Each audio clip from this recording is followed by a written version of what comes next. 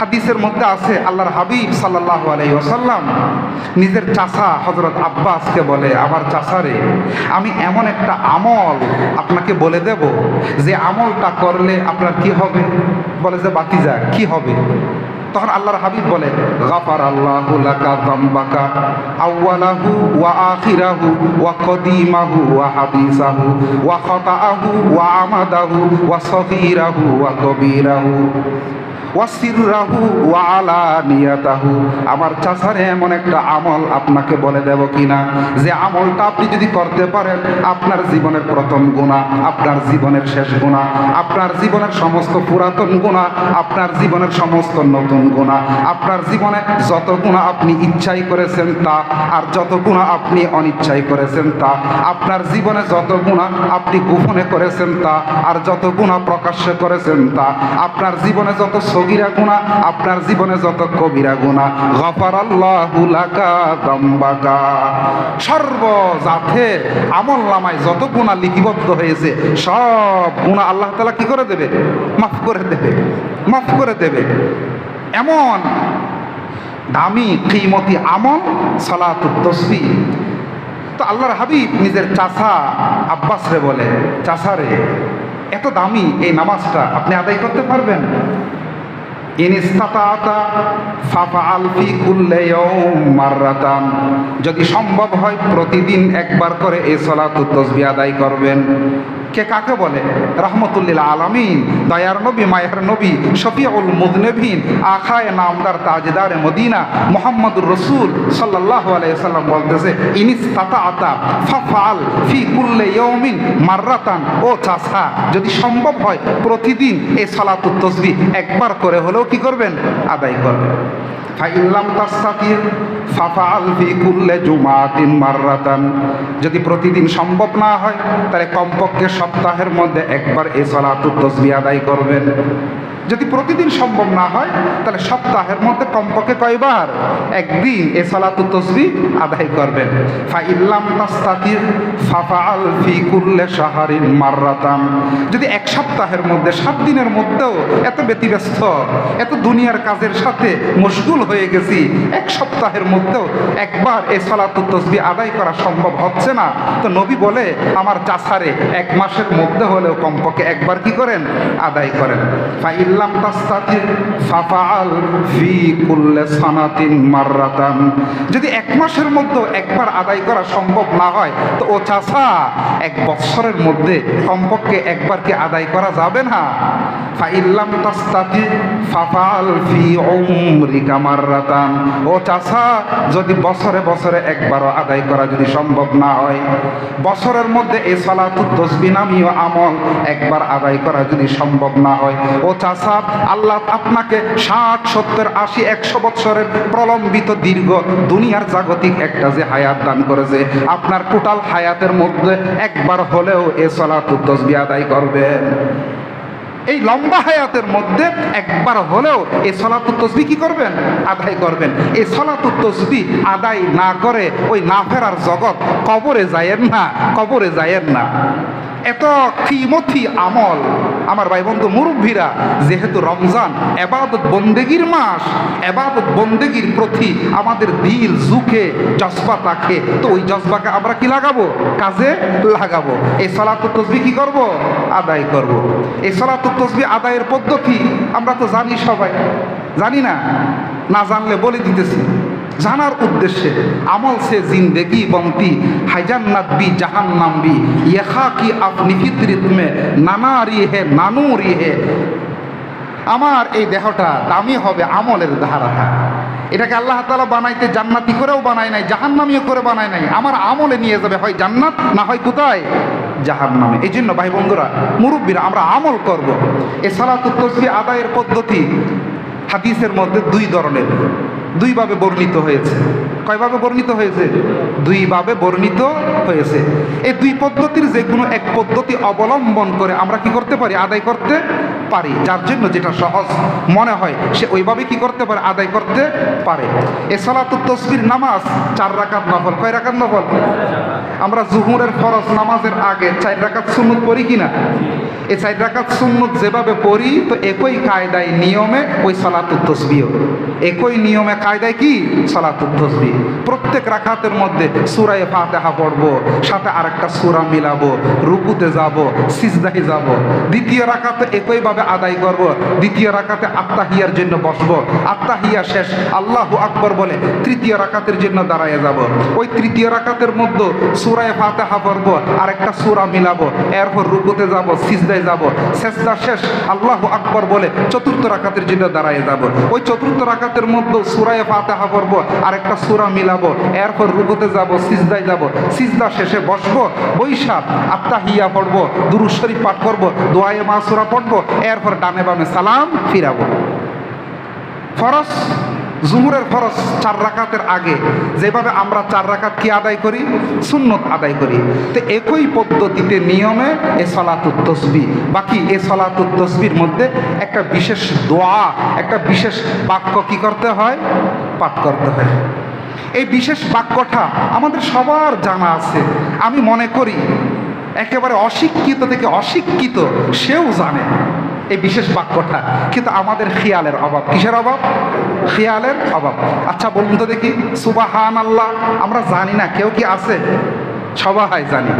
আলহামদুলিল্লাহ কেউ জানি না এমন আছে? একেবারে গ্রামের মেয়ে থেকে নিয়ে শহরে সবাই আমরা সুবহানাল্লাহ বলতে জানি, আলহামদুলিল্লাহ বলতে জানি। আমরা সবাই মুসলমান, এই জন্য আমাদের কালিমা লা ইলাহা ইল্লাল্লাহ এটুকু অংশ আমাদের সবার জানা আছে কিনা?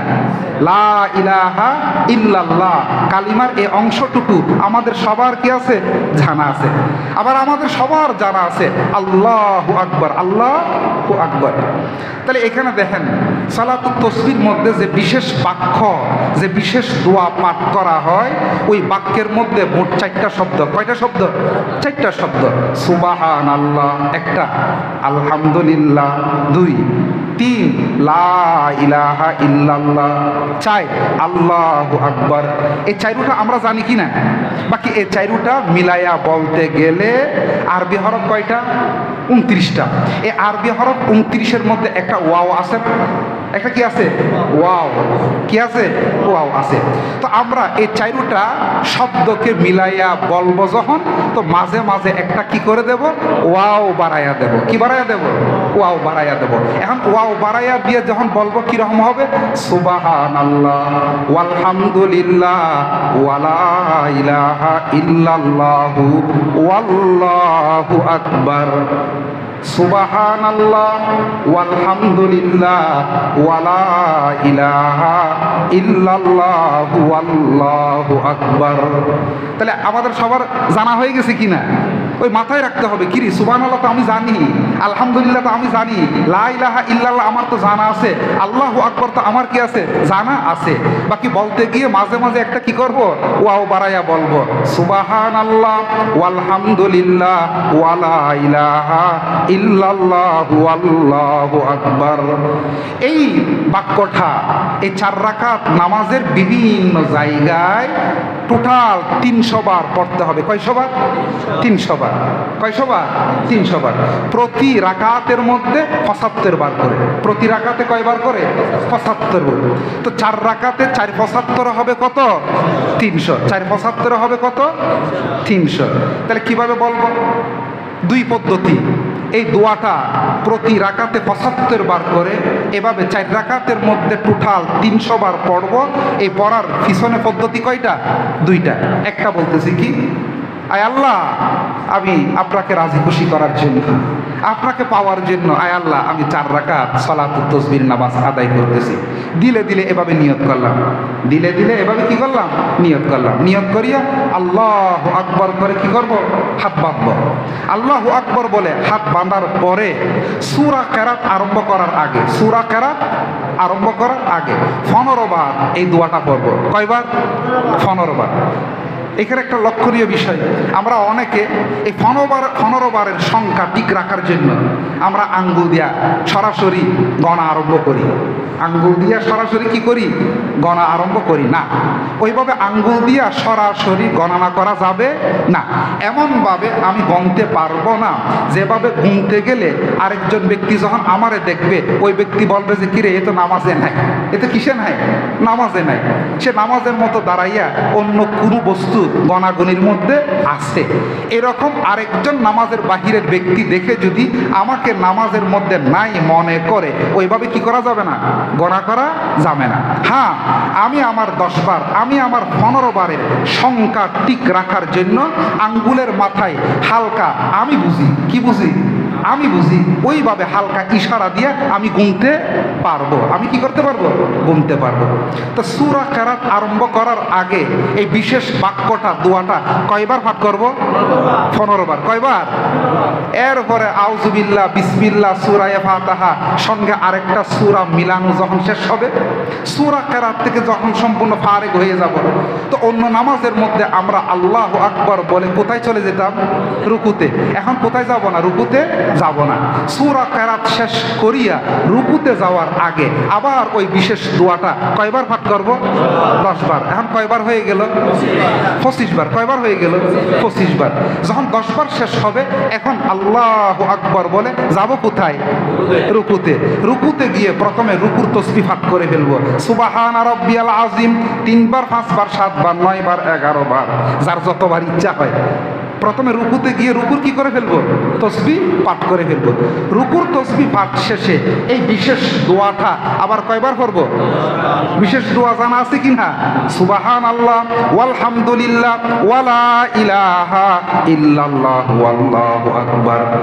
তাহলে রুকুর তসবিহ শেষে এই দোয়াটা কয়বার? 10 বার। এখন কয়বার হলো মোট? 35 বার। 10 বার যখন রুকুতে পড়ে ফেললাম, এখন সামি আল্লাহু লিমান হামিদা রব্বানা লাকাল হামদ বলে সুজা কি করব? দাঁড়াইয়া যাব। সুজা দাঁড়াইয়া ওইখানে আবার কয়বার? 10 বার। এখন হইল কবার? 45 বার। কয়বার? যখন দাঁড়ানোর মধ্যে 10 বার শেষ করে ফেললাম, তখন আবার আল্লাহু আকবার বলে চলে যাব কোথায়? সেজদায়। প্রথম সেজদায়। প্রথম সিজদায় গিয়ে সিজদার তসবিহ পাঠ করে ফেলবো। সুবহান রাব্বিয়াল আ'লা 3 বার, 5 বার, 7 বার, যতবার পড়তে মন চায় ততবার কি করব? পাঠ করব। এরপরে এই বিশেষ দোয়াটা কয়বার? 10 বার। কয়বার? 10 বার। 10 বার যখন শেষ হবে, আল্লাহু আকবার বলে আবার বসবো। 2 সেজদার মাঝখানে যে বসা, ওই বসবো। ওই বসার মধ্যে আবার কয়বার পাঠ করব? 10 বার। তাহলে প্রথম সিজদায় 10 বার, ওই সিজদা থেকে উইটা বৈশা আবার কয়বার? 10 বার। আগে ছিল কয়বার? 45। 45 আর 20 কত? 65। ওই বসার মধ্যে 10 বার পড়া যখন শেষ হবে, তখন আল্লাহু আকবার বলে দ্বিতীয় সিজদায় যাব। কোন সিজদায় যাব? দ্বিতীয় সিজদায় সেজদার তসবিহ পাঠ শেষে আবার বলবো কয়বার? 10 বার। তাহলে এখন হবে কত? 75 বার। দ্বিতীয় সেজদার মধ্যে 10 বার পড়া শেষ, আল্লাহু আকবার বলে সোজা দাঁড়িয়ে যাব দ্বিতীয় রাকাতের জন্য। কোন রাকাতের জন্য? দ্বিতীয় রাকাতের জন্য। এই প্রথম রাকাতে 75 বার, যে জায়গায় যতবার পড়িয়া 75 বার করলাম, তো দ্বিতীয় রাকাতের মধ্যে একই নিয়মে পাঠ করা হবে। তৃতীয় রাকাতের মধ্যে একই নিয়মে পাঠ করা হবে। চতুর্থ রাকাতের মধ্যে একই নিয়মে কি করা হবে? পাঠ করা হবে। কথা বুঝে আসছে কিনা?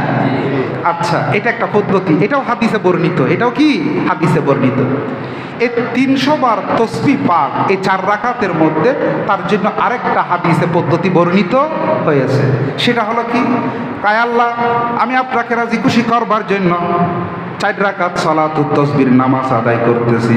দিলে দিলে এমন নিয়ত করার পরে আল্লাহু আকবার বলে নাভির নিচে 2 হাত বাঁধলাম। বাঁধার পরে কয় অন্য নামাজের মতো সানা আরম্ভ করো।